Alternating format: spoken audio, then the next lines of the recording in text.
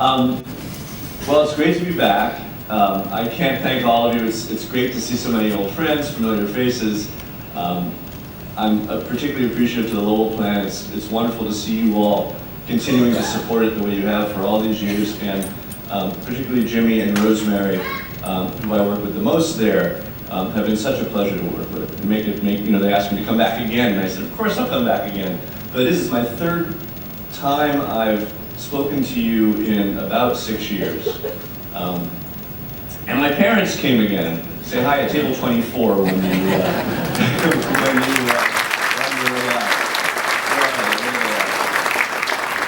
So I'm nervous because my parents are here.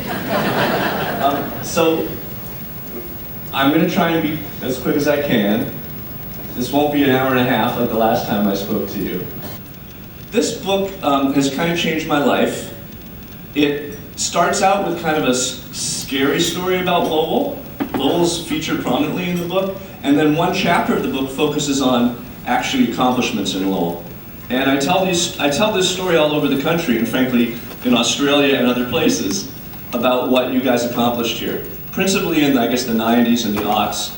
But this, I get a lot of credit, because I did a plan in Lowell, and people look at Lowell, and they give me credit for stuff that was done in the 90s and the aughts. So I'm a beneficiary of all the great work that came before me. But I talk about Lowell in the book, and now I'm now a public speaker. So in the 2 years since the book came out, I've given about 50 lectures in about 30 states, and I share certain stories from Lowell and other places, and I feel like there's a lot of great lessons from Lowell that we can share.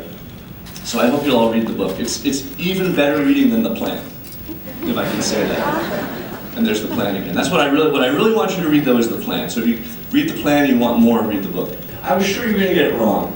Nothing about Lowell. The cities tend to get stuff wrong. All the parking spaces would be gone. There'd be left-hand turn lanes everywhere, ruining everything. No one really wants to say, the record of this around the country is that it makes businesses do better. And I think it will make businesses do better over time. No one really wants to credit the plan, and that's okay.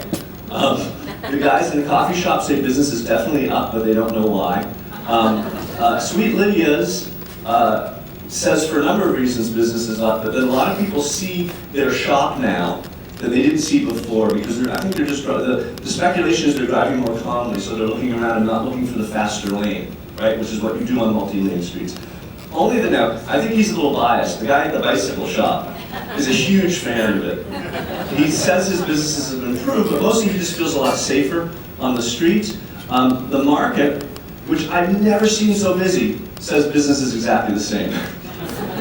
I've never seen the market like this. It was nothing like this 4 years ago.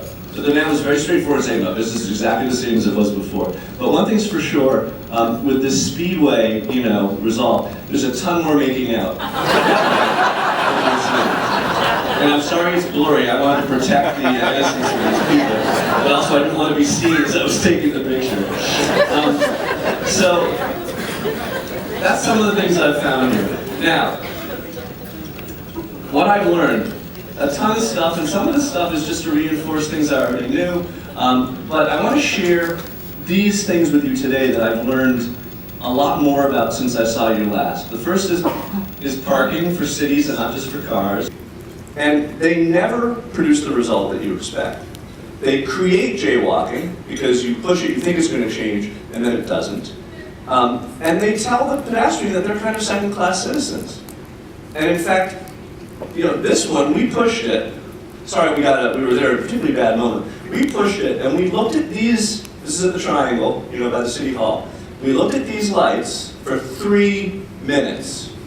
3 minutes waiting. Because what you often get with these push-button signals is it's part of a much larger system in which this car goes, then that car goes, then that car goes, and eventually the pedestrian gets to go, perhaps gets to claim the whole intersection, but the point is most of the time you can't walk in any direction.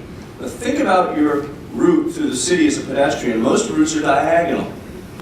And so if you can't cross this way, you want to cross that, you're able to cross that way, you can always keep moving. And as a pedestrian, just be standing still for 3 minutes or 1 minute is deadly. So what you want is what's called a concurrent regime. First of all, I'm saying get rid of the push buttons. I'm sorry you just invested in them. Sell them to Lawrence, but just get rid of them. Sorry, man. Finally, historic preservation versus business vitality. This is the sign at Sweet Lydia's. It's hidden. It's tucked into the doorway because you're not allowed to put the sign on the sidewalk.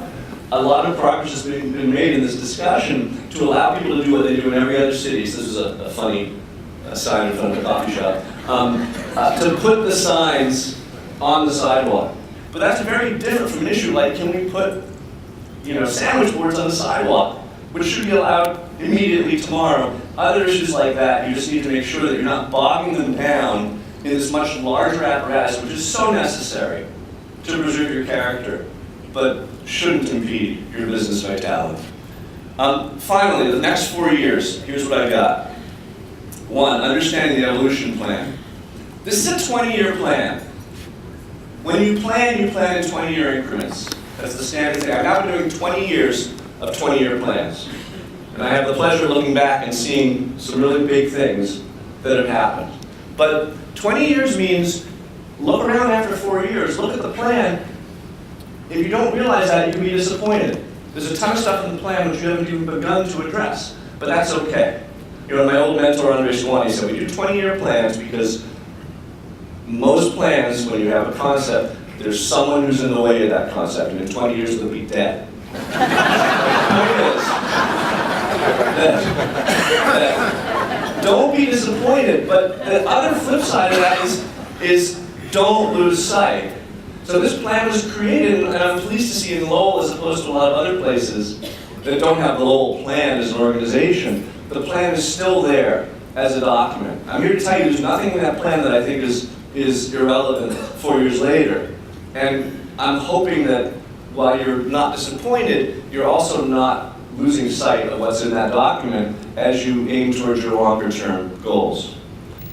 And then finally, understanding change. So I was amazed to hear, Jimmy told me that there's been almost no complaint about the two-way conversion. I don't believe it. But the fact that there hasn't been that much, even if there had been more complaint than congratulations, I'd be okay with it, because the experience in any city, is that if you're not happy, you do something about it. You call up your councilman, you come to the hearings, but if you're happy, you just go about your business and you stay quiet. So any change in any city, whether it's positive or negative, will typically have more naysayers than supporters. And you can't let that sway you. But the other thing is, it's just people's nature. Especially, I grew up in this area. It's just people's nature to be negative. And you're here in this room because it's your job to be positive.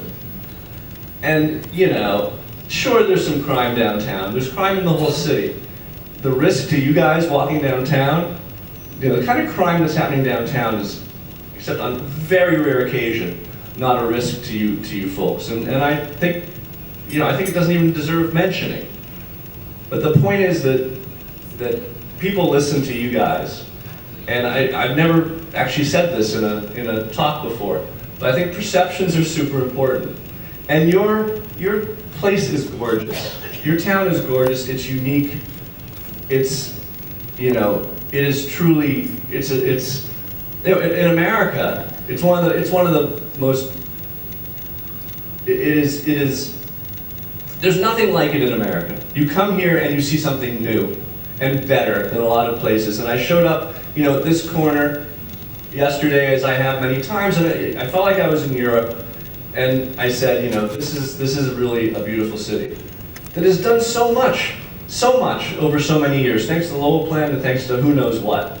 But for 30 years or more, you guys have been doing stuff that we show other cities and we brag about. So you need to remember that and be very positive about it.